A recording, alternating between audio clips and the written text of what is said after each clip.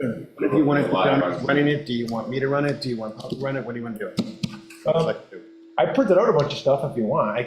Sure, Okay. you're very good at speaking, and Sounds you've got wonderful. more experience on the Knowledge, board. experience.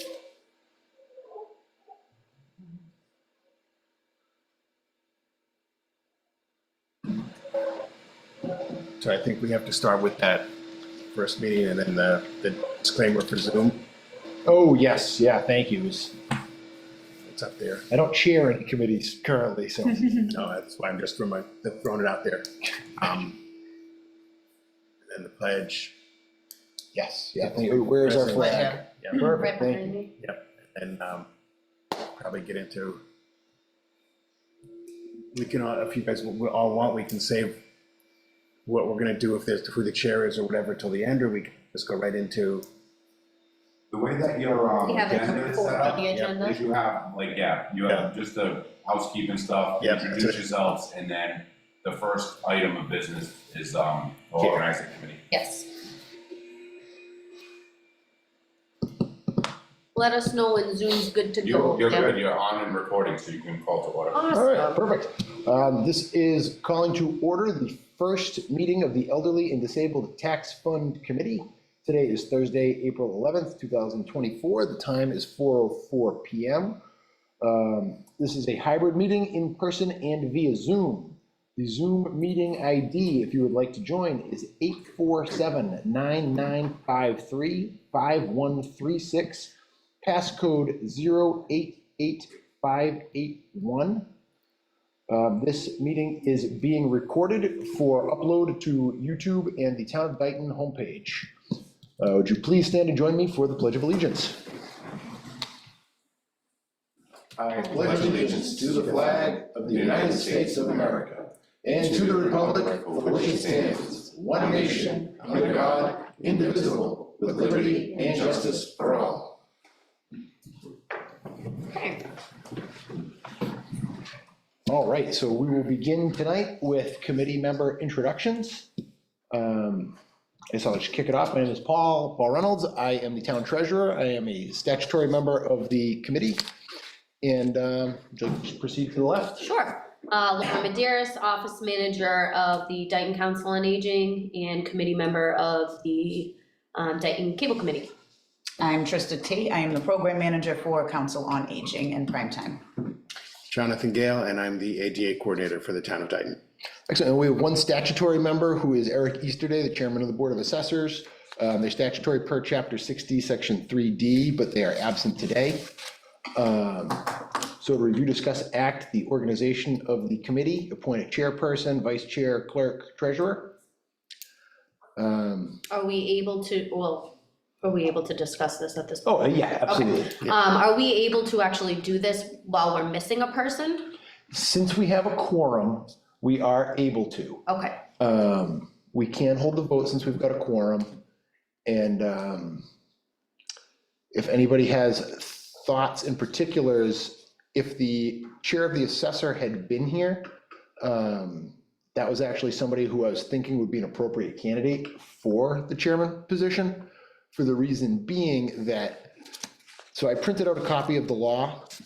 So I'll just read it out loud briefly. A city or town which accepts the provisions of this section is hereby authorized, subject to the approval of the commissioner, to design and designate a place on its municipal tax bills or the motor vehicle excise tax bills, or to mail with such tax bills a separate form whereby the taxpayers of said city or town may voluntarily check off, donate, and pledge an amount not less than $1 or such other designated amount, which shall increase the amount otherwise due, and to establish a city or town aid to the elderly and disabled taxation fund for the purpose of defraying the real estate taxes of elderly and disabled persons of low income. Any amounts donated to said fund shall be deposited in a special account in the general treasury and shall be the custody of the treasurer. The treasurer shall invest said funds at the direction of the officer, board, commission, committee, or other agency of the city or town who or which is otherwise authorized and required to invest trust funds of the city or town, and subject to the same limitations applicable to trust fund investments, except as otherwise specified herein. The fund, together with the interest earned thereon, shall be used for the purpose specified in this section without further appropriation. In any city or town establishing an aid to the elderly and disabled taxation fund, there shall be a taxation aid committee to consist of the chairman of the Board of Assessors, the city or town treasurer, and 3 residents of the city or town to be appointed by the mayor or Board of Selectmen as the case may be. Said board shall adopt rules and regulations to carry out the provisions of this section and to identify the recipients of such aid. So my original thoughts on why the chair would be, of the assessors would be an appropriate chairman, would be because the very first criteria for this is that an individual who qualifies needs to have real estate taxes in order to assist. The law does not allow this to be used for things like excise tax, groceries, or other expenses. And so the first and foremost requirement is the person has to have a tax liability. So to me, it just seemed a natural synergy that with the Right. assessors being the ones who, determine the tax liabilities, that they would be an appropriate chairman. So But what I would suggest, if I could, please, is there is a question mark as to whether or not anyone on the Board of Assessors wants to be participatory of this committee. So having said that, and that includes the chair. So what I would recommend for today is that we elect one of us as the pro tem chair, so that that person can formally reach out to the Board of Assessors to determine whether they're going to be participatory or not, whether it's going to be the chair or a designee of the chair Okay. to be the chairperson going forward. And if not, then my motion would also include potentially either that person continuing to take on the formal role as chair, or we can revisit it at our next meeting. that's totally fair to me. I agree with that. I kind of had a similar mindset as you guys, so as long as that person's willing to, I don't want to obviously make a vote and say whoever's going to be from the assessors is our chairperson, because I want to make sure that that's something that they would be here to discuss too. So I like the idea of making it kind of like contingent upon, and then I don't even know how you would phrase it, and then have whoever is that person to be the chairperson if the assessors are not willing. Yeah, we could always, Suggestion for you guys? please, So you have your vice chair, your clerk, and your treasurer. So you essentially could appoint a vice chair who can run the meetings interim. Appoint the other 2 people, because it's gotta be one of the 4 anyway. Yeah. Right? And then, I mean, you can reorganize at any time too. So True. You could either just simply appoint a chair in the next meeting, or, So I'm gonna make a motion, our first formal motion, I guess, that not having a member of the Board of Assessors or a chairperson from the Board of Assessors present, that we will agree via the motion to elect the vice chair as our pro tem chair. And that person will then reach out via email or in person to communicate with the chairperson of the Board of Assessors to determine whether or not they will be at our next meeting and taking over as the chair, appointing someone from the Board of Assessors to take that responsibility on, who will be present. And if not, I would then recommend that we consider at our next meeting asking that person to take on the permanent role of chair. And that would require a second from somebody. We don't have any formal, I would like to second that, but do we need to add in the person we're voting in as vice chair, or can we do that after? not yet. First, we have to just. Start with chair and move down the Yes, line? correct. Okay, then I'll second that. Okay. all right, motion made and seconded, any discussion? Hearing none, all in favor? Aye. Aye. Aye. Oh, do we have to roll call for Zoom? No, no. we don't have any members on Zoom, that's only if there's a member of the committee on Zoom. Got it. All right, so that passes unanimously, so who'd like to take notes? I'm kind of taking some notes. I don't mind taking notes. Okay, and if we have the Zoom set for, I have the summary and it's recorded, so you'll be able to. so we'll get the Perfect. summary and we can put that out too. Excellent. And then Thank you send very that. much. Lovely. The summary, if you've ever looked at it, I will just say very often, will not have who's speaking, even if we identify ourselves. It will have the name of whoever this is under, so you'll have to go back and change that part of it. Got it. Okay, not a problem. So, Okay. Yeah, it's gonna say over and over and over that elderly tax committee said, Yep. elderly tax committee said. exactly. So, Even if we say our name, it may not pick it up, just so you know. Sure. So, but I will say my name anyway, because I'm so used to doing that. So then I will make, this is Jonathan, I will make a motion that at this time, we open up the nominations for the positions that we have to fulfill for the committee. And having said that, I would begin with the nomination potentially, if he's accepting, of Paul as our pro temp chairperson and vice chair at this point in time. I'll second that. All right, motion made and seconded. I'm happy to do that. I feel like that's reasonably efficient. I'm in town hall all day anyway. And you will be part of this process as well. So I Yeah, think that- absolutely. No, this is a great committee. I'm really looking forward to it. I'm excited and I plan to attend all the meetings, so. So, sure, so, Okay. all in favor? I, Aye, And I am an aye. Paul's an aye. So motion passes. okay, now we have the other positions to fill. I'll let somebody else do this one. Or we can hold off on the others. But we should Clerk and treasurer. at least do our clerk. so, well, just to clarify, clerk is one who takes minutes, or is that treasurer? Typically the clerk, that's Okay. generally speaking. There are some committees where the clerk does not necessarily take the meeting, if somebody else chooses to. Takes the minutes, you mean? Yes, excuse Okay. me. But generally speaking, yeah, that's usually what happens. And I should know this because of all the meetings I record, but what are the requirements, what are the requirements for a clerk and also for Yeah. the treasurer? What do those positions or titles entail? The treasurer, there's no statutory provision in the law that requires us to have a treasurer. And we're not gonna be. Yeah, that's just funny- the common composition of Right. these committees. Right, Right. and I hear it all the time, I just didn't really Right. know what comes And with we're that not, we're title. not gonna be directly involved in moving money ourselves. And we're Right. not gonna be keeping any books ourselves. Right, So we can elect to go without a treasurer at this point, and we could have the chair, then a vice chair, and clerk.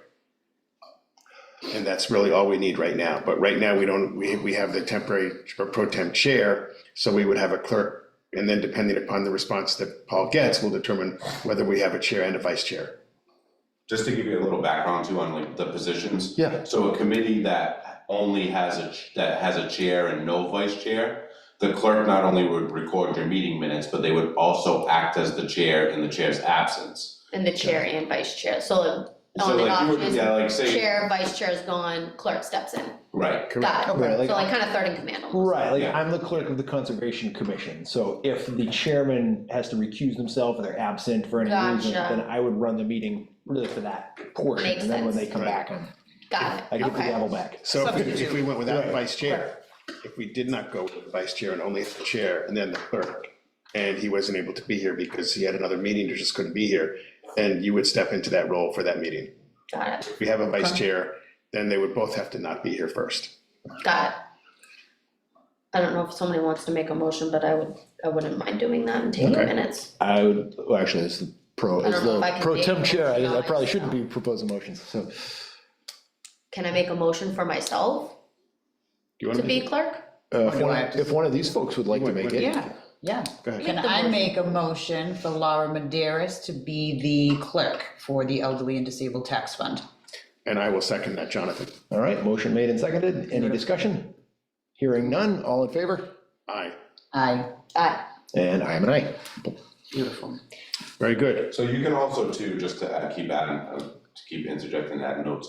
So somebody can actually hold two positions, like, and Paul being the town treasurer, like, you wouldn't necessarily have to nominate him to do it, but, you know, as long as he's willing, he can act in that role of just keeping the committee up to date on the fund, which is, Yeah. that, you know, Yeah, Yeah, what's in the tax Yeah. fund, so it probably just makes more sense Yeah. to just act in that role and not necessarily have to nominate it as a official position, makes sense. you know?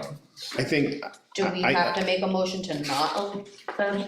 No, I think, we I, just skip over I it? think by the nature of the way we're made up, we have the town treasurer here, Right. we have the ADA coordinator. You already got it in the And title. we have council on aging here, so those are the three entities that are involved in whatever we do anyway. Sure. So we really don't even need to name ourselves as liaisons, we're already there. Yep. Yeah, that's a good point. So I think we're good for now. Okay. So now we can move on to the next thing on the agenda. Excellent, so the next agenda item is to review, discuss, act eligibility guidelines, application and process, review neighboring communities' guidelines and application.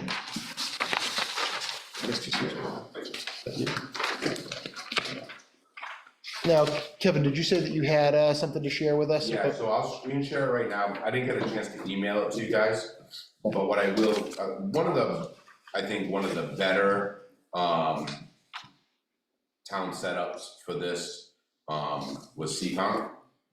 So, we'll just use those as an example, and then you guys can, kind of just piggyback off of that and formulate your own thing. I don't foresee you guys making any real decisions today. It's gonna be more like. Yeah, just set rules of the Some road. things to jump off of and, Absolutely. I have a list of just some of my initial thoughts. They're kind of all over the place. They're in no particular order.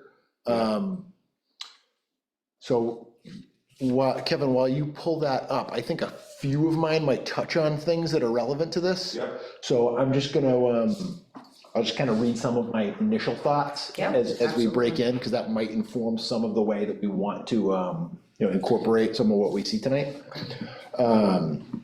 So a few of, I just called it Senior and Disabled Tax Assistance Committee, initial potential considerations. Again, these are in no order. Some of them will apply directly to these agenda items. Some of them might be a little tangential.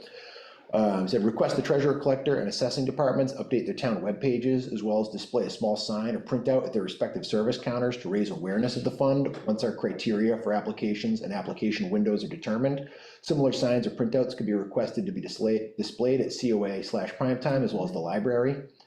It would make sense if the application window mirrored the application timeline for exemptions. This is a time of year when many members of the communities targeted for assistance by this fund will be exploring options for tax relief. Real estate abatement applications are received by assessing between January 1st and February 1st, postmark dates accepted. However, per Principal Assessor Stephanie Schechter, abatements deal primarily with issues around valuation, and exemptions are what are more likely to be sought by members of the elderly or disabled communities. The exemption application window is July 1st to April 1st. Assessor Schechter states the majority of exemption applications are received prior to December 31st. However, the law permits applicants to apply up until April 1st. It could be beneficial for the senior and disabled tax assistance decisions to be made after the exemption decisions are made. The reasoning for this is that Chapter 60, Section 3D expressly states disbursements are used to defray the cost of real estate property taxes for qualified residents. Thus, determining that the applicant has a bona fide real estate tax liability is the first and most immediate criteria for qualification. The committee could choose to meet, review applications, render decisions annually in April after the close of the exemption window. Awards would be applied to the 5/1 tax payment, just to keep it within the same fiscal year. This would have advantages in that it would satisfy the need to confirm that the resident has a real estate tax liability, but the downside would be that this would provide only 1 month for the committee to meet, review applications, and make a decision. Conversely, if the committee chooses to operate on a different timeline, the application could have a checkoff box to indicate if the applicant has or intends to apply for an exemption with a disclosure that they could forfeit any award received from this committee if it is later determined that they have no real estate tax liability for that fiscal year due to something like an exemption. This I can actually cross off because I got clarification, but I wrote, note, this may require a legal opinion as exemption applications inherently contain private and sensitive information which is exempt from the public records law. The committee may need to coordinate with the town administrator's office for legal opinion to ensure such disclosures on an application are lawfully compliant. I spoke with Principal Assessor Stephanie Schechter today, who confirmed that the property address and the individual's name are not exempt. So that would be sufficient for us to determine that the person does or doesn't have a tax liability. Obviously, nothing about their personal financial situation, though those would all be covered under public records exemptions. However, they could at least confirm in a yes or no sense whether or not the person has received an exemption and will have a tax liability. So given the fact that the exemption application window and process is well known and enshrined in Mass General Law, it would make sense for tax assistance, if applications for tax assistance from the committee were received by the assessing department and provided From there to the chairman of the Board of Assessors, who's a statutory member of the committee. That was my original logic for thinking why it would make sense if they were to chair the committee. But if they're not going to be, available during the times that we meet, that might not be tenable.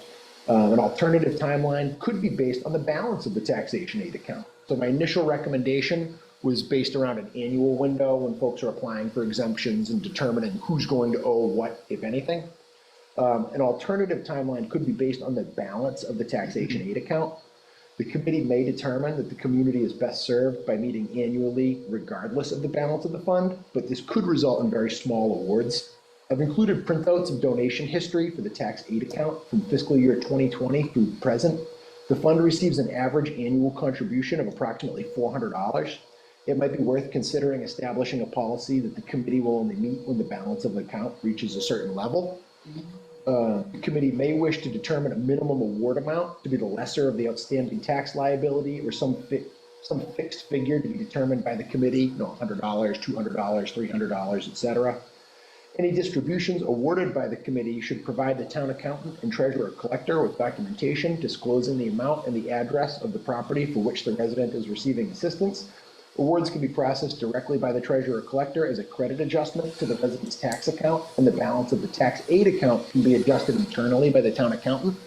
This would prevent any actual cash or checks from having to change hands. It would prevent residents from having to fill out a W-9 in order to receive a check for accounts payable. And, God forbid, if you were to approve somebody in April and then it goes through the warrant cycle and then they get it and now they pay interest because they got the check late and they can't even turn it in on time. So I could apply those payments directly as a credit adjustment to the tax account, which just feels like a more efficient way to do it. And then also, before we jump into the other ones, I also printed out just about 5 years worth of accounts. I'll narrate these just so, the current balance of the account as it sits today through the end of the month of February, because I'm still posting some of the March interest. The current balance is $3,540.78. Donations so far for fiscal year 2024 amount to $260.66. Fiscal year 2023 donations totaled $305.89. Fiscal year 2022 donations totaled $405.81. And fiscal year 2021 totaled $681.79. Good year. That does include the interest posting on the accounts. Okay. However, given the small balance of the accounts, we're talking Right. a couple of dollars. And then finally, for fiscal year 2020, donations were $360.61. That's just to kind of quantify the amount that we have. And I do believe that by promoting this and actively administering the committee, the hope is that that's going to encourage future contributions. So we hope that these numbers are going to grow. Right. But at this point in time, we currently only have prior year data to go on. So we hope that it grows, but currently that's what we have to kind of just give some initial projections to what we're working with. Just out of curiosity, before we go to Kevin too, what are you finding is the way that people are primarily making their contributions? Yes, so the contributions that we receive, so these are mailed biannually. We mail a donation sheet with the property tax bills when they go out twice a year. And we receive a couple through the mail. And then I'd say that we probably receive anywhere between 4 to 8 donations per year. And they average anywhere from some are $20, some are $50. Every now and then you receive $100. But the majority of them either come through the mail, or a couple of folks, especially if they're going to do cash, because obviously you don't want to be mailing cash. Sometimes folks will do that at the service counter and just do it as a cash donation at the time that they make their tax payment. Thank you. I did take a couple of notes while you were going through your list. I do like the idea of doing it with the property tax exemption applications. I think that's a smart idea, because that would be kind of our target audience, obviously, are people who are already looking into that. And then I did have a question, but you answered it actually at the end, because up here, I was trying to take notes and listen at the same time. I wasn't sure if this would be something where a reimbursement would be sent back to them if we did this after people are paying their property taxes, but you made it down here, note that you're able to actually credit them. Yes, I figured that would end up, that would prevent kind of any questions or messy issues. So then the next years, it would be credited off of that then? So because we operate on a fiscal year, the May 1st property tax bill is the fourth quarter payment. So that's the final payment of the fiscal year. So where Stephanie in the assessor's office said that the majority are received In December? by the end of the calendar year. So that month would give enough time to, you think, to, as long as obviously we can all meet. Right, that And we would could be the. distinguish that well ahead of time too, Yep. to say it's gonna be the second, whatever, like how most boards do. We can make it more of a concrete schedule, maybe, to make sure that we can all be available to look through and process that. Right, and that would be the concern, would be that if we did allow it to go all the way through the month of April, we went to the very end of the exemption application window. I was told by Stephanie that she will be aware by April 1st of everyone who's going to receive an exemption. She is actually the one who's able to sign off on those. Those don't have to go to a board vote, is what I was told. Okay. So here's my question, Yes. and this is where I think we have to be careful. Let's theoretically assume that a resident for the first couple of quarters, maybe the full first two into the third quarter, is paying their property tax timely and correctly. But they know that they're gonna be eligible for a circuit breaker credit, for example. When is that applied? And when are any other potential credits or abatements applied? And the reason I'm asking for that is some people may calculate it knowing that they're gonna get a certain credit or an abatement already.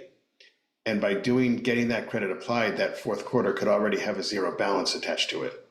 Right, so that would be, that would actually be the advantage, I think, of doing it this way, is that we would be able to confirm, if we did do them in April, we'd be able to confirm at the end that that person does have a tax liability, because by April 1st, we're going to be aware of everyone who's received an exemption and has had their Right. tax liability expunged. But if their tax liabilities are already relatively low, or in a situation where they just can't afford that extra $150 or $200, for example, but whatever is it's already gonna zero out. We're determining the liability is zero because we're applying everything else against it, including other abatements, for example, circuit breaker, or in my case, blindness, things like that. They can end up with a zero balance fourth quarter already. Right, in which case they'd be ineligible Then for. that's my point, that we'd have to determine them to be ineligible because they've been able to pay everything up to that point, even if it was a struggle. Right, yes, exactly. The law does require them to apply these payments exclusively to property taxes. Right. I know, but that's, I guess, you know what I'm trying to say. Well, that's the importance of having the Board of Assessors Yeah. involved, because you gotta see Right, all the Yep. things that they qualified for and put that Put against. that against it. That- Right, Yeah. exactly, exactly. I think the purpose of the committee is to bridge that gap, like you said. I mean, you can apply for all these things, it also doesn't necessarily mean you're gonna end up with a zero tax bill. Exactly. You might But need you could. $500 at the end of the year to Absolutely. catch it up, Yep. you know? Yeah, I guess I'm just thinking of the person who is so frightened that if they don't pay something perfectly on time, even if they can't afford it, they're gonna pay it on time and let something else go. And then because of everything applied, we still have to say no. Right, That's what I guess that's what I'm a little bit concerned about. no, I But agree. That was- we're not even there yet, so, Sure, sure. and if that is the case, say they wanna put money towards, they obviously wanna pay their property tax, and everybody knows, you all have a bunch of other bills that exist, and they may be thinking property tax is the most important. Speaking from experience at COA, there are a number of different programs out there to help offset other types of bills that they may be struggling at that point. So if they do spread themselves thin to make their property tax payments, Yeah. I think at that point, they would have to come and see us and deal with Different resources. the resources or the bills that they are struggling with that have nothing to do with property tax, because they did end up paying that. So it's Absolutely. potentially. a Which way is to- an yeah. unfortunate issue, but there are other Definitely. programs and resources out there for every other utility bill, Comcast, everything. So it's a way to And they can potentially see bring us it for to that. you too, then, for services Right. and resources. Well, that was kind of my, vision for you guys, was to not just be concentrated on this one funding source, but also be able to point people in the right direction. Right, So, because there might be people that don't even know about the, certain exemptions or abatements. Oh, yeah. no, Absolutely. You might get a bunch of applications where you're simply just pointing people in the right direction Yep. instead of, they call town hall, no, you need to call the treasurer's office, no, you need to call the assessor's office. Right, You get know, bounced and around my everywhere. hope was that this would be kind of a one-stop shop to make sure Yep. people at least get to where they need to be too. right, Right. absolutely. And this Doesn't can, There is a need to lot concentrate out just there. on that, Yep. that fund, Right, and For sure. fortunately, this committee does have two members, two of the CPC on there, which does have an affordable housing provision. Yep. oh, that's right, yeah. So this is just, these are, each, tool has its own strengths and limitations, Right, but, this and is, definitely this, other outlets. right, so this is, Past the property taxes. Well, right, so this is one tool in the toolbox. And that's a good point, that Paul makes too, is, we've traditionally with the CPC, we haven't funded affordable housing because we don't have the data to show the need for it. With this, like, if you're getting a bunch of applications that are showing, a different need, then we can start, people could start an affordable housing trust that we could then contribute to from CPC, so this should, branch off into other opportunities too. That's great. Yeah, absolutely. So, and just to kind of, while we're fresh on Paul's notes too, so just as an example, so Seekonk does something similar with their schedule. Their schedule is applications are available on July 1st, they're due by October 3rd, they make their decisions on December 30th, and then the awards are applied to the tax bill by the third quarter or fourth quarter of their fiscal year, so pretty close to the same And that's, kind of idea anyway. and that's very similar to how exemptions are processed. From when Yep. I spoke with Stephanie, she told me that those who apply prior to the actual billing is done right around Christmas. That's when the tax bill with the the third and fourth quarter payments come out. Folks who apply and the assessors are able to make a determination prior to when those bills come out will have their exemption spread between those two quarters, where people that do not until February, April, those bills are obviously long since printed, right? They've been in Right. receipt of those bills for months. So that becomes a credit adjustment on the final bill of the year. So they realize the savings at the very end of the year on that last payment. Okay. Now, say, I guess this is just a general question on how you would operate, so say if they're having difficulty making the payments, for the first two payments of the year, third payment of the year, you could also consider catching them up. Oh, yeah, I right? don't see any reason Yeah. why we wouldn't want to consider delinquent taxes. I think Right. that somebody who's otherwise qualified and is in a hardship to the point where Yeah. they've fallen I mean, behind. obviously, you don't wanna show like a preference and set that, No, because people will start to not pay to make themselves appear, Right, exactly. Right, that can I'd end also up with a like, slippery slope. right, I'd like to establish a criteria for somebody to, get coverage or something, and some kind of payment schedule or timeline. Right. But yes, I don't see any reason why we wouldn't be able to apply it to a past due payment. Kevin, do you have the application process up there? So I pulled their guidelines up. Are you on Seekonk still? I'm I on printed, is this from the stuff you sent us? or like way Originally? back when, yeah. Okay. Is this the application or the So guidelines? this is their definitions and eligibility form. So Oh, it just goes over like what they've set for income thresholds. That too, one thought in my mind lead up to this too is like, does that threshold like align entirely with like the exemptions? right, Oh. Or is that threshold different, cause like you wanna show, right, like in my mind anyway, it should be people who are lower, of a lower income level because they would have the most difficulty, so you would almost show preference to a lower income. than just what would qualify for an exemption, because an exemption's not wiping out your tax bill, it's Right, just that just reducing it. takes So a we small could rate. potentially look at poverty guidelines. Yeah, so I would look at, poverty guidelines, what our, existing thresholds are for exemptions, and then, adjust those amounts maybe downward by a percentage or something. To Right. make it, expand it, the opportunity a little bit more. Absolutely, and, Cause I think you get that, and everybody kind of feels that pain, is like you fall into this bracket, but that doesn't necessarily mean you can afford what the government says you can Yeah, afford in that exactly. bracket, Absolutely. It's not, 100% realistic. A lot of programs will use the poverty guideline, and then they'll take based on a family of 1, 2, 3, 4.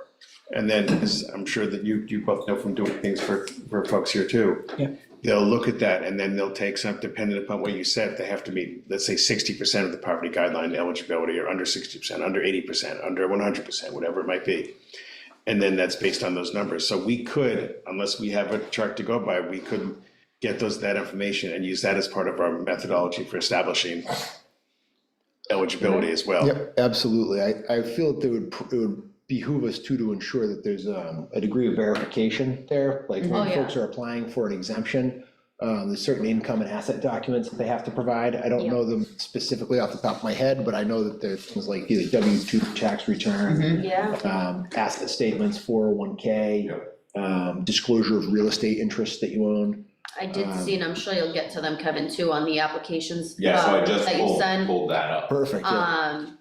I did see the areas where people would write it in. I think it would be nice, and it does say here too, actually, too, that they're required to bring in copies, which is, I think, very important to obviously Oh, confirm Yeah, so to run these down. numbers that they're Does- writing in are correct. Yeah, So to run down Seekonk real quick, and it does ask those specific questions like that, you guys were bringing up, is have you already been awarded exemptions from the assessors? Which one? Did you qualify for the circuit breaker credit? What was the credit amount? Some personal information, employment information, and then the whole assets and liabilities. With copies. Well, it doesn't, I haven't got that far where it says, Actually, it was right above it, right above that first table oh yeah. in bold. Including returns is another other documentation you requested. This one just says financial statement, complete this section, and then copies of your federal and state income tax returns.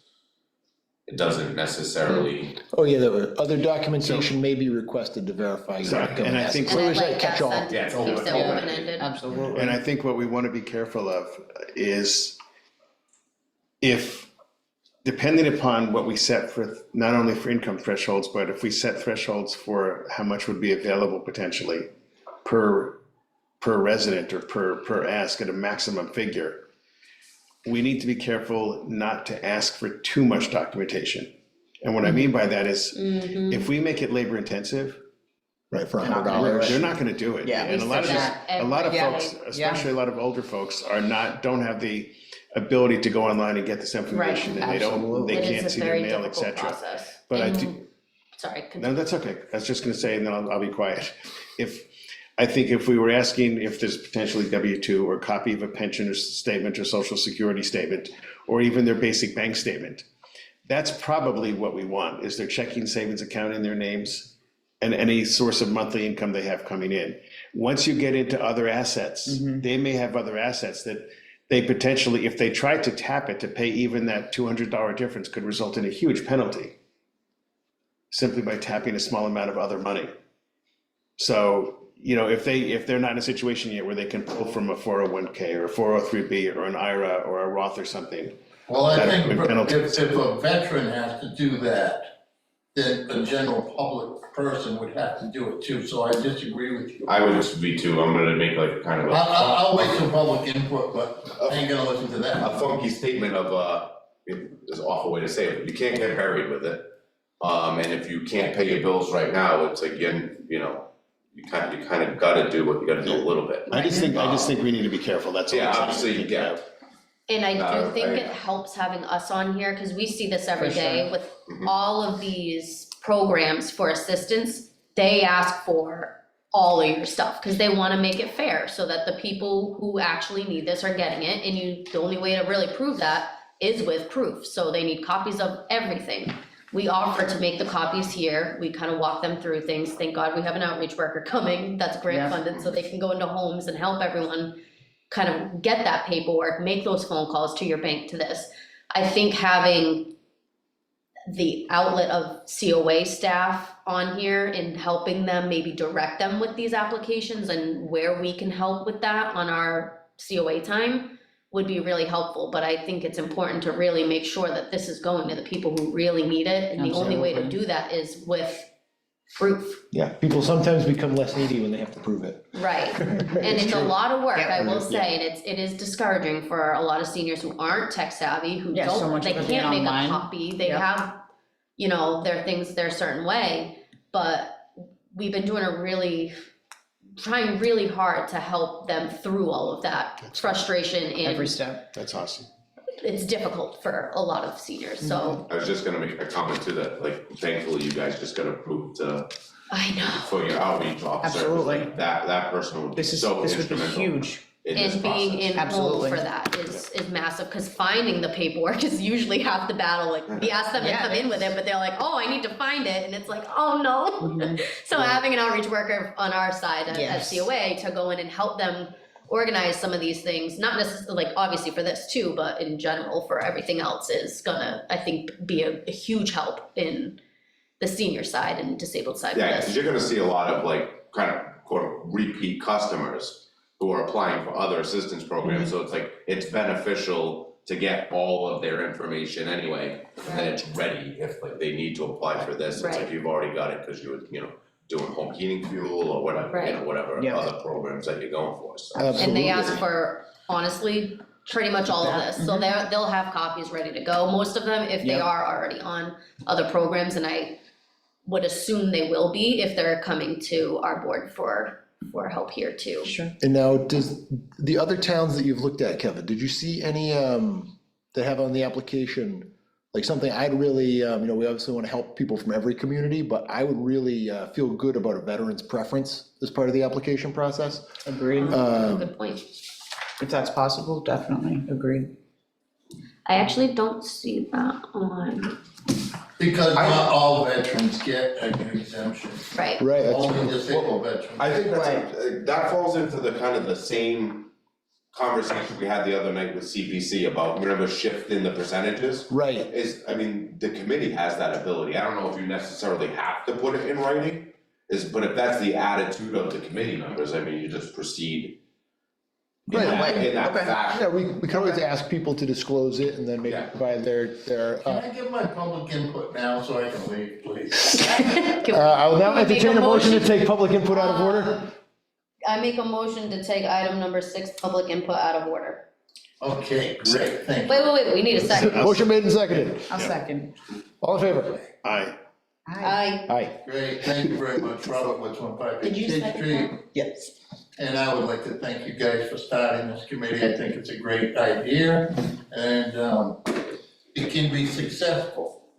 And I was watching Kevin on the selectmen's meeting, advocating for this committee. And,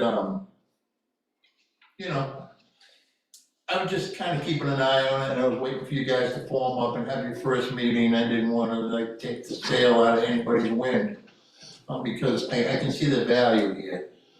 But when I was the veterans agent for the town of Dayton and the town of Berkeley, I had administered a lot of money to veterans in need. And I just want you to know that we put these veterans through the ringer.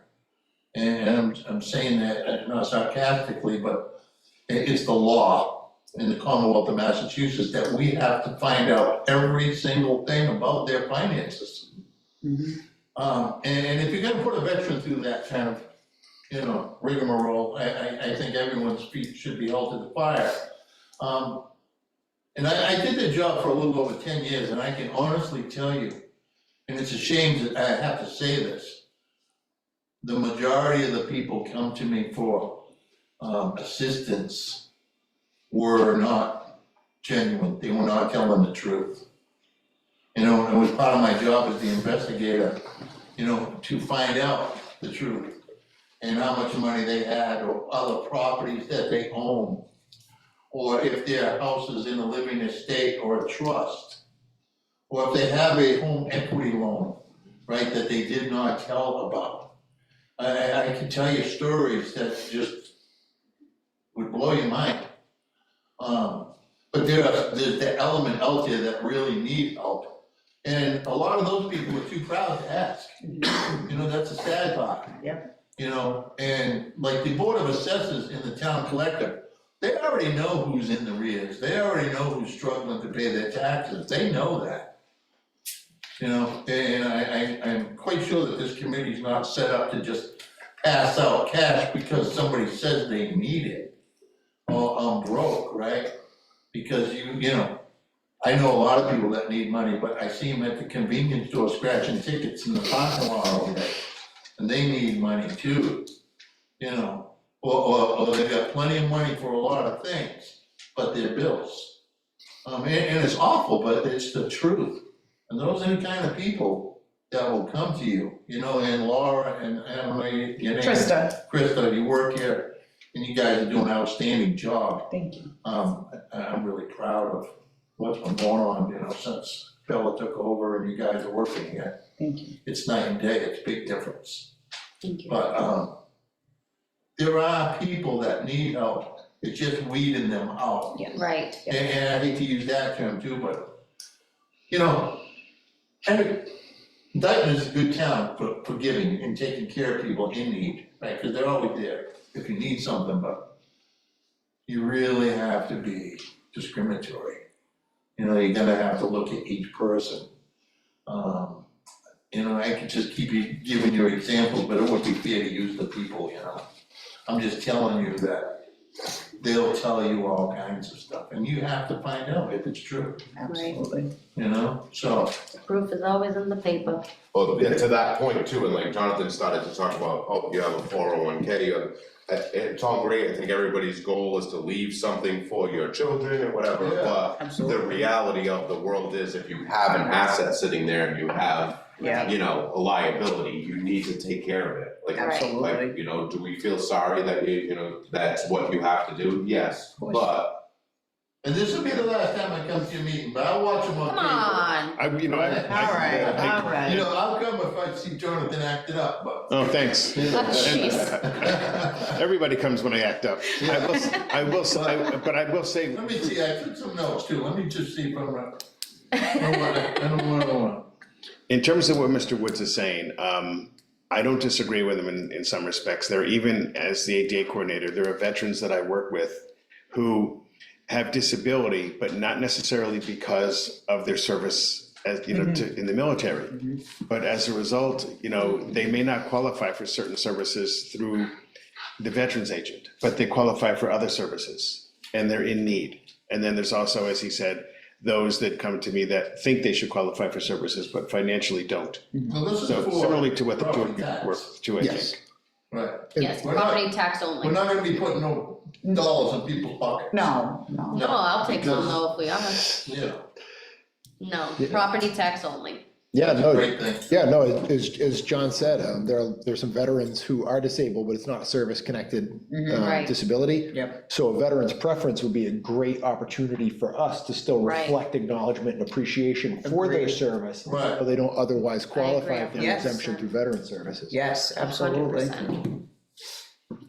Kevin, did you have more? no, I mean, I'm just kind of sharing this and then, so you guys still have the stuff that I sent over. I printed them Yes. out, I like bits and pieces of both Seekonks and Harvard. Thank you guys. Thank you, Woody. Take care. Anyway. Thank you, Thank you, Woody. Mr. Thank Woods. you. Yeah, so I'm always, whenever you're starting something new, we've done this a couple times with a couple other different committees, it's like, you don't wanna reinvent the wheel. Oh, God. That's No. the square wheel. Ah. You don't wanna get run over by it. No, you don't. So it's like, you know, it's best to take the bits and pieces that are good in other people's applications or processes Absolutely. and run with it.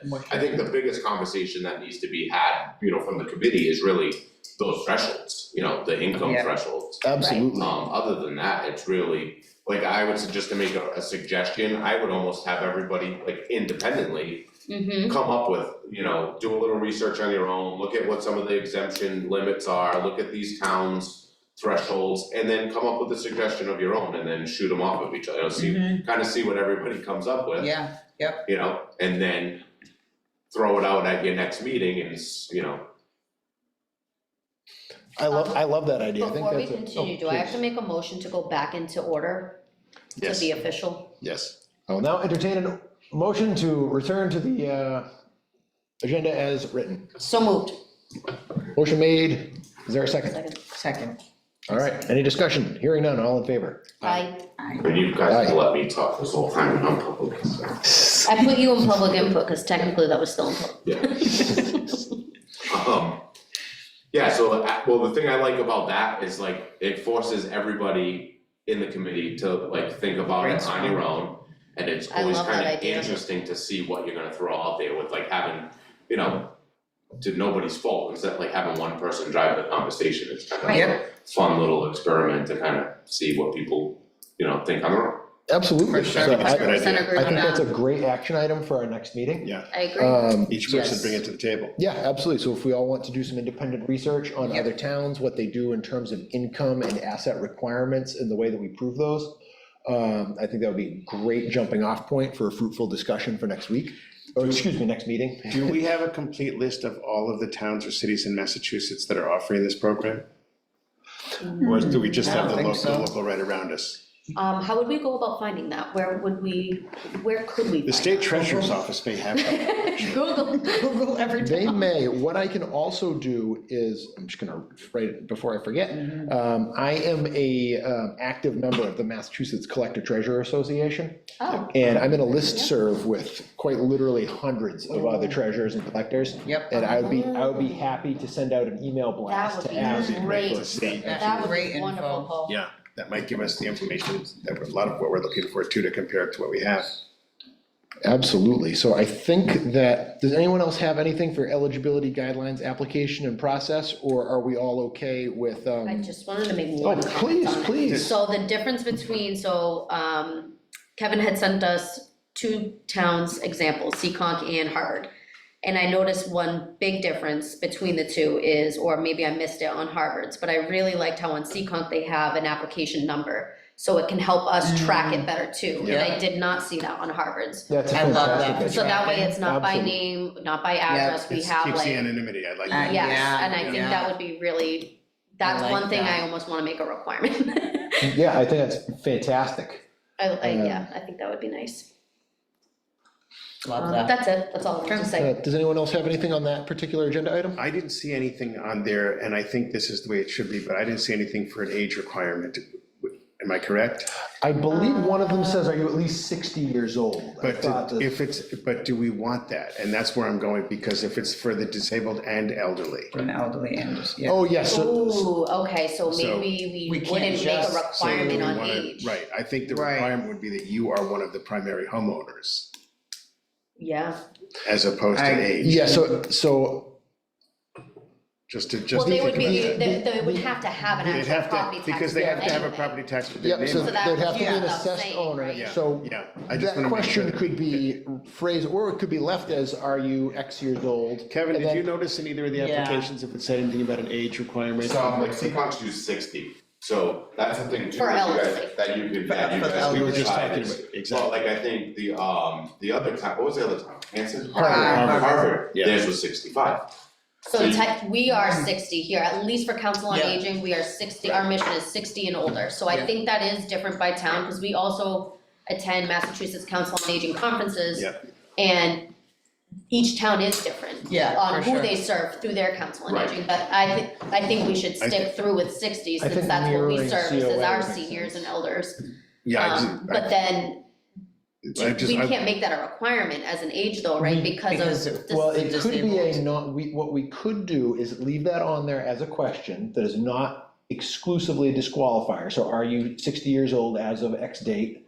The Yep. next question could be, do you have a documented disability? Yeah. Oh, So yeah, if yeah. someone That way they is say no, go to the next 35, yet they question. have a documented Yeah. disability. Yeah, and that According to would the be statute, there is no age requirement Exactly. for disability. Right, Yeah. right, Yeah. exactly. So Yeah. even if somebody says, no, I am not 60, but the Yep. next question can be, do you have a documented disability? Yes. Okay, Yes, that's and perfect. that would kind of clear you to fly into, Yep. as we go through the application. And then Yeah, the 'cause that question- could weed some out then right the- away. Then the question becomes, what, is there a list for the purposes of the Disabled and Elderly Tax Fund, is what is considered a documented disability? Do we know? Is that something that the state has? Well, disability lists are, what defines disability? It depends on who you ask. So if you're looking at ride or paratransit, that's one thing. If you're looking at social security, for example, that's another thing. If you're looking at mass health, that's another thing, or Medicare altogether. Would it be So- crazy to be able to, next to the disability line, to, if they were diagnosed with this, then they would have it through their Well, you insurance would company ask- and whatnot, you have the you would ICD-10 ask- code, you would so ask- if you have that code, then it is for sure a disability. Theoretically, but you would, look, I'm blind, I can provide a certificate of blindness from the Commission for the Blind. All right, somebody who is deaf and hard of hearing can get something from the Mass Office of Deaf and Hard of Hearing, for example, various things. But what are we gonna say potentially qualifies as disability or CCOG not? specifically asked for a physician's note, Yeah. just like. That's what I was gonna ask, if we Yeah. should do that. You get, that's almost self-policing though, because and It's you would hard, think it would be a disability to the point that it has affected your employment, Right. which has Or affected something your else. income. Yeah. Yep, So and I your don't ability think to like pay. you have to get into the weeds of what is and isn't cause that would become discriminatory to say Right. isn't a Right. qualifying disability. I would feel if it's good enough for a doctor, Yeah, it's if your good enough for doctor me. says you're this would be disabled my- and you also have an income that Yeah. reflects. Well, that's the other meeting side of it, yeah, criteria, yeah. what does it matter? Then you shouldn't. if Okay. there's somebody 47, for example, who has, type 1 diabetes and is on SSI or SSDI, I think that speaks for itself, Right, So- absolutely. Yeah, so I feel that a physician's note would be a really strong way to go. I think that that's non-discriminatory. I think that Agreed. that's not a huge barrier No. for a person to get. Yep, and we're looking at the whole package. Right, most Right. people, I would imagine most people with disability have a relationship with a physician For who will sure. be able to provide them some kind of documentation. That doesn't necessarily have to have this big, long medical disclosure in it. It can just simply be that Joe Smith is considered disabled, Yeah, signed. I Do you wonder guys if still we have a would, fax machine in your office? Oh, yeah, Cause like that's one thing I want, if you even see a way, make Yep. that available, cause it's Oh, like, yeah. make somebody Absolutely. try to go, cause you can't email anybody. Right. right, no, we would say that, Yeah, if they just wanna go to make a town hall or fax come here. number Available absolutely, to submit, yeah, medically sensitive forms. And that would be great too, because we can verify with authenticity that that fax is coming from a doctor's Right. very office. true. Yeah, Yep, that too. It's not coming from Dr. Photoshop. Do you think that that's something like, say we have this application, right, in the guidelines, they get this packet from us if they have interest in it. Would we have a pre-written thing that a physician needs to sign off on, or is the physician writing it his own thing and, or his or her own thing and faxing it? Should we have something pre-written and they like maybe check off some boxes or whatever we have written on there, pre-done, so everyone's is the same? there are standard forms that are used, and I can bring those to the next meeting. I think that would be That'd be great. great. We can It would look be at really have nice to options. look at. There are a couple of different options on a standard medical form, which they're fillable by the doctor's offices, Oh, that's Okay. which are great. really asking you the person's obviously name, DOB, age, Yep. type of disability, how long have they had the disability, does it mean can they work, can they not work, can they stand, can they sit? We don't need all of that information, but we can Right. use that to parrot out what we think we need from it. Yes. It'd be kind of so, nice to have absolutely. either a fillable form or something that's the same for every application, so that don't mean to talk badly on doctors, but if they're writing their own wording Yeah. or something, if they're handwriting it or whatever, it No, might be this would be- difficult to read, and it'll be very uniform if we keep them all Yeah. the same. This would be fillable, so that once we fill it in, once we design it or change it, Yep, we may not even need to. There are so many out there Right. that I work with all the time. that'd be wonderful to look And some of at. them are pretty simple. Some of them just want the basic information because that's all that's really needed. Sure, And that's really what we want, That'd be nice Again, to if they look at. have social security disability check or something like that to go along with it, it's gonna speak for itself. if they're only able to work part-time, and we see that on a pay stub, that's gonna speak for itself. So there's other factors that we're gonna use, that's just one component of it. So, you know, and a lot of people who are over 60 are also still working part-time, Yep. you know, Right. so I think it's, Exactly, Let them have to pay their taxes. yeah, Right? yeah. Right. Okay. Excellent. Does anybody have anything else on that? 5A. Yep. Nope. All right, so. don't Do we need to make a motion, because it says review, discuss, and act, or can we just Nope. review and discuss? Yeah, that just gives us permission to act on something if we wanted to. Yes, Yeah, exactly. So review, discuss, act, committee meeting frequency. I would advocate for, it says monthly while establishing guidelines and applications, then bi-monthly or quarterly to review applications. I'd say that we should probably focus our efforts on the early days right now, in which case I would like to see us meet with a little bit of frequency to keep our momentum and, I agree. you know, stay on the same page.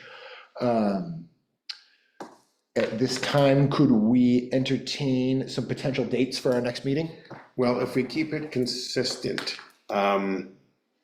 today is what, I don't even know what date it is, Wednesday. Today would be the days are second jumbling Thursday together. of the month. Yeah. If we wanna continue So- to try to keep it like that. We wanna do that? Can we do the second Thursday at 4 o'clock or 4:30, whatever works better?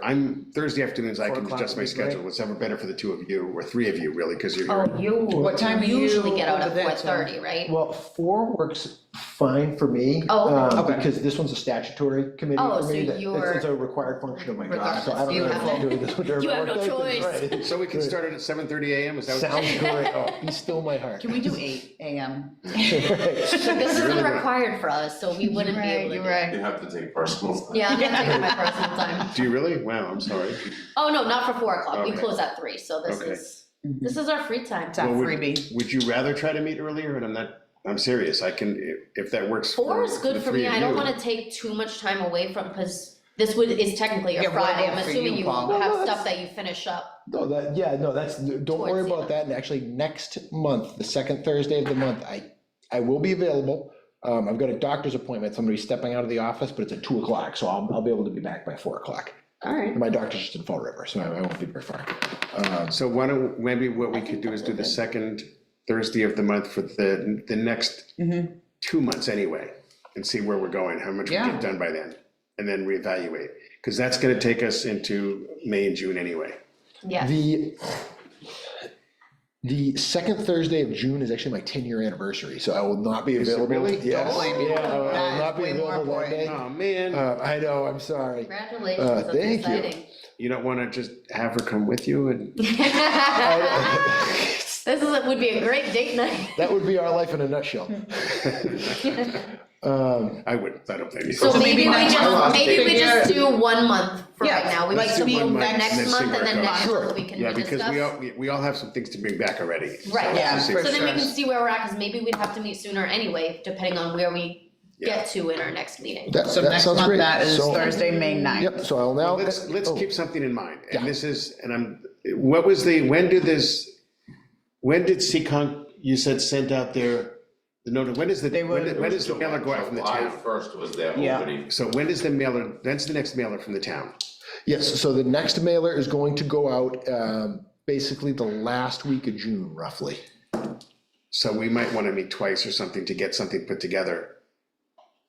At least twice, early May, and then a separate time, not your anniversary, obviously, but a separate time, and maybe we might even need one more, just to get it together, so we have it out in the mailer Pretty the way we concrete. want.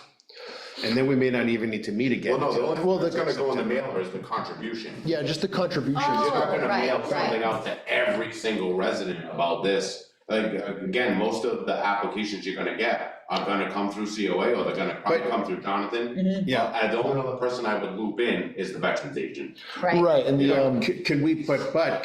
are we able to put, besides the notification for the contribution, I don't know if it's on a letter or a card. oh yeah, I can amend the form, Are we able to absolutely. amend it so that we can put something on there to tell people that this program exists?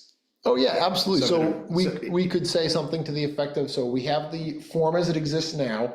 I could just edit it. I bought the PDF editor license, so I could edit it and say something to the effect of just making things up. We don't have a specific Yeah. application Right. schedule now, but just to make something up. We could say, applications open July 1st, please contact the Board of Assessors for an application, or something, Yeah. something to Yeah, that yeah, yeah. general, The typical general lead effect. tax fund is now available. Yes. Yeah, the back of the card is blank, right? Yeah. Yep, Yeah, so you can always use the Yeah, back of that's the what I mean, card. so we Right. still, Yeah. we wanna get something on there at least, it will get to every Yeah. household. Can you bring in a copy of what would be Yeah. typically said, just so we Absolutely. can look at it? absolutely. I can send it out after the meeting. Yeah. Cool, And I don't that- own property, I rent, so I don't get this, so I'm excited to see it. And that way we can at least play with it, and maybe our goal should try to be to get something put together and get it done so that we can have something on that card. Absolutely. So The that- only thing we'll have to do is that technically the Board of Selectmen have to hold a vote to approve any mailers that get included with the tax bills. Yeah. It is legal under MGL, it is totally legal that we include non-political municipal information can be included as an Okay. insert. It also has to be non-commercial, because the registry is allowed to mail advertisements in the excise bills, which is a great idea, but we're not allowed to. And this you said is I after explored July that. 1st, is that right? Yes, that's when theirs goes live, it's July 1st. Okay, If we were going to mirror something similar, I'm going to have the bills, I'll have to have the files as they're gonna be sent to the printer by probably like the 22nd or 23rd of June. Okay. And whatever edits we decide, I could do those in an afternoon, and I could have them to the selectmen for maybe, say, the first meeting in June to get Yep. approved. okay. And, yeah, Cool. I- And then the other thing to think about too would be for the town's website, yes, where we wanna have a link. We can put a link potentially under the AJ coordinator, we can put a link under COA. oh, yeah, Yeah, I think we can do assessing would be great. Everywhere. Yeah, That's at assessing. least most places. One thing I absolutely love about Seaconk's website, and I shut it off, but when you click on government and like the first drop down, so ours goes vertical, there goes Yeah. horizontal. Under the first drop down, it's like boom, right in the middle. Nice. Table tax one. Okay, yep, It's like, so it can be under the government tab, and then you can Yeah. also add it as a tab to anybody. Everybody. to all of the Right. departments. So we Yeah. can, so when we go Okay. live with the mailer, we can have that. Yeah, that's great. Yeah, that's a great It's a lot to idea. get done in a short amount of time, but it sort of isn't, because kind of the work's there already. Yeah, a lot of this already Kevin, you've exists, done we're a lot just of work running too, it thank to you. her. I know, thank Yeah. you so much. Yeah, So we still need to make a Me too. vote. thank you, we appreciate. You both have. Do you want me to make a motion to vote on, for a vote to make our next board meeting May 9th at 4 PM at the Council on Aging Primetime Building? Is that a motion? That is actually, it's a motion, I didn't mean to ask, that's my motion, All right. second that. Motion made and seconded, any discussion? All in favor? I, Aye. Beautiful. All right, and then item C, which is review, discuss, act promoting the elderly and disabled voluntary contribution fund, assessor's website, posted at town hall, social media, printed media outlets, et cetera. we jumped ahead a little bit, so it's Yeah, gonna be yeah, I kind think- of yeah, out. I think Kind of we- got excited and got Yep. ahead of ourselves. Yeah, I think that we discussed that already. One of the other things that I could explore as well is I do have a little bit of money left in my professional and technical and my office supplies budget. I could explore what it would cost to get like a little color blown up sign that I could keep right at the service counter. Oh, Make people aware cool. that it exists. Yep, just bringing a For little the bit more treasurer's Yep. attention to it. Yep, exactly. I think it would also be great if we had something like that at the assessor's service counter as well. Right, think it would be Yeah. I a was just great gonna way to ask attract if that would attention. be at your counter or would it be there? Even We both can- would be. if I we think I can- can technically only spend my departmental For money for your mine, desk but area. I can, We can hopefully talk with the assessors when we have our May 9th meeting or prior, because we don't see each other all day long. Yeah, Absolutely. And then this Oh, is and- something that would definitely go into the newsletter for the Yeah, absolutely. property tax exemption information. That's something that's Oh, yeah, always in the Strawberry strawberry Vine, vine yeah. that gets mailed to every household in town that has somebody who's 60 or older. So right now, we're mailing to 1,546 houses. Wow, fantastic. So I didn't know it we was that high. advertised That's in that wonderful. That's sense. great. Yeah, it's up there. It's up there, and I think this would be a good outlet to do that. Oh, yeah, right here, printed media outlets. Yeah, So I think the Strawberry Vine, Yeah, you got kind of a double-edged sword too, because you want, not really that sword, that's a terrible analogy. You gotta promote two things, contributing to it, yeah, and then And utilizing it. and applicants. Yep. So, Right. it's like kind of two different, like on a print, like for like at the, at town hall, like on the service counter, I think it could be like multi-level, like, you you can contribute by doing X, Y, and Z. Right, Absolutely. And then, And you know, we if, accept applications. if you might know somebody who qualifies, Mhm. blah, blah, blah. Which is something to think about, because if we, not that this would ever happen, but, you know, if we got 15 applications, 17 applications right now, if we approved all 17 and gave one an average, each one an average, just saying we approved $200 per, we've exhausted our fund. Yeah. And what do we do from there? Right. Right. So once we have established criteria and done kind of our initial disbursements that will kind of spend some of this accrued money that we've built up over years, in time, we may want to consider capping our total donations Yeah. to be something like the sum of the previous fiscal year's donations or something like that. I'd say we have a year or two before we have to consider that, because we have such an accrued balance. Yeah. Right. But over time, you know, as you just said, John, we can't be in a situation where we've got 15 applications and $300 to give away. Exactly. Right. Well, the question then becomes too, do we have, are there other ways besides the public making, I hate to use the word donation, but I will, a donation to the fund? Are there other ways that we can look at bringing more money into the fund? Are we allowed to? What are the limits? I don't know that. This is specifically a voluntary contribution fund, so we could solicit donations from area businesses and things like that.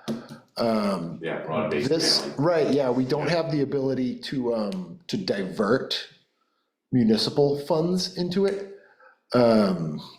Under the first paragraph of the chapter, it's whereby taxpayers of said city or town may voluntarily check off, donate, and pledge an amount not less than $1. So we are required to have them be donations, but we could do outreach to area businesses and things like that.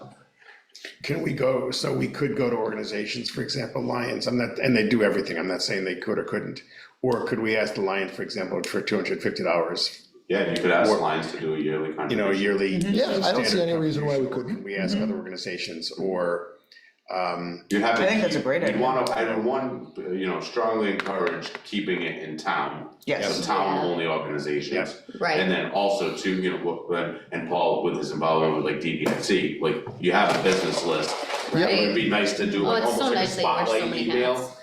You know, Seriously. making I think we do find that, you know, area businesses do wanna support good Right. causes. Like, Absolutely. I'll use the elementary school, like they're doing the fun run for the kids. Yeah. The list of people that contributed was like pretty impressive. Absolutely. and if, you know what, if it Businesses. means they're gonna get a little mention on the Strawberry Vine or something like that. Absolutely. Yeah, there. Right. And give them some, you know, Little credit. kudos. Oki, the comfort dog, has had his expenses account funded, a significant portion of its donations, right? Right. Area businesses, Yeah. right? Yeah. For sure. So- I'm thinking of becoming a comfort dog. Hey, there we go. Something else we could consider too Is that is, something that we could either go to the DDIC meeting and request that they do like an email blast for us? Cause I don't know how you guys communicate with, yeah, I know with that's one of DDIC, the you ways guys that are we could reaching do out. it. I don't know if that's appropriate or if that's, We could, no, I don't see any reason why that would be inappropriate. okay, We also, through DDIC, host a local business spotlight, as you Right. know. sure do. Which the local business spotlight, something we do in DDIC where we interview local area businesses in order to kind of give them some, you know, an opportunity to put their best foot forward. We've branched out recently and begun doing interviews with not specifically businesses. We've done a couple of nonprofits. And this Saturday, actually, we're doing an interview with our principal assessor in order to discuss issues with assessing and how property taxes are valued, how personal property is valued. So as we start to touch on some municipal departments, that could be an opportunity, whether it's done as DDIC or it's just done with the cable committee as a partner from here, to come and do a, you know, conversational style interview to just inform people about it, let people know that it's on there. And that might be a great way to solicit contributions as well, just like an informational, Whatever we can do, conversational yeah. interview. For Yeah, sure. absolutely. That would be awesome. And, Well, you know how we do for CPC, like we do our annual public meeting, where it's more like we put out information. I mean, you guys even as the committee, you call a meeting to order, but couch it as a public meeting. yeah, public information Yeah, session. public information session, where you just, once you're established and you have everything, run it down for everybody. Yes. Record it and throw it on cable, cause Yeah. Right, throw that I would on almost channel nine. argue that cable gets like the highest outreach of, you That know, population. of that population, Sure. Absolutely. you know? 1000%. Could only make, you know, almost make one of your meetings, you know, an episode. And I may or may not have an in with Yeah, the you might cable know a committee, so person. maybe I would know someone who could film it for us if we do it at Old Town Hall. Great. So. I don't know about the host of that Good. spotlight, man, I don't know about that. Oh, one other suggestion too that I had noticed with a couple other towns was, and I know we're moving more towards getting into the digital age as the town anyway with accepting payments, but even, not Permit Link, but, Unipay? Unipay. Yeah. Like this, like Seekonk has a Unipay link, so you can click on it and. Oh, that's a great idea. You can do it digitally instead of having to write a check, Oh, you know? Seekonk does that? Yeah, because like I think about it as myself, it's like I would have to, like, when I saw the card this year, like you have to write a check and most people don't, I don't wanna Oh, write yeah. a check. Mm-hmm. Because like Yep. with your mortgage, Right, your tax payments are going in with your mortgage payments. Right. Like, you're not ever writing a check for your taxes. Exactly. Well, most people aren't writing a check for the taxes, so it's nice to have that Unipay link, like when somebody sees it on the website, I can click this I link. do think that would Yeah. increase Well, just- donations. does it- It's so easy Absolutely. to just, Absolutely. Yeah. Doesn't the Pick your town card already number. have a payment system for electronic payments for things that they use in the building department and so forth? We do, yep, they So- use Permit Link through the building department, we use Unipay through the transfer station and the town clerk's office. So we could put a link to it, Yeah. or we can put that on the card as well, potentially. Absolutely, I won't That's be able to incredible. figure this out for Yeah. this mailing, but possibly for the December mailing, I can explore the possibility of opening a Unipay account for contributions and potentially even integrating a QR code into the Yes, I mailing was that just goes gonna out, so say, folks QR can just code. scan it directly, yeah, Took it right. right out of my brain. yeah, even in the interim, like if you get the link working. Right, put it on the maybe just- website. Yeah, on the website, social media, Mhm. you know, Oh, there's yeah. plenty of ways, and then just add it on to your, you know, you revise your mailer for the next, Right, for the next thing, and this so. is something that obviously did not exist, so I feel like we'll learn as we go, so Yep, we'll get better and absolutely. better, we'll find better ways Absolutely. to advertise. We'll learn kind of what works and what doesn't work, but I Absolutely. think these are all really good ideas. I'm Yeah, me excited. too, me This too. is really Very exciting. excited. Awesome. Okay. Hopefully, we can get residents to really Yeah, embrace it on both ends, contributions and usage. Absolutely, You know, I think there's certainly a need for it. absolutely. That brings us to the end of our agenda, did anybody have anything else before? can I make a motion, we adjourn? Certainly. I keep asking, I make a motion, we adjourn. All right. I'm not asking, I'm making the motion. All right, motion made, is there a second? Second, third, and fourth, yes. All right, seconded, Beautiful. third, and fourth, any discussion, hearing none, all in favor? Aye. Aye, Beautiful. all right, Congratulations again, really, that's so cool. yeah, congratulations. Thank you, I know, Yeah. that's crazy. So did you get asked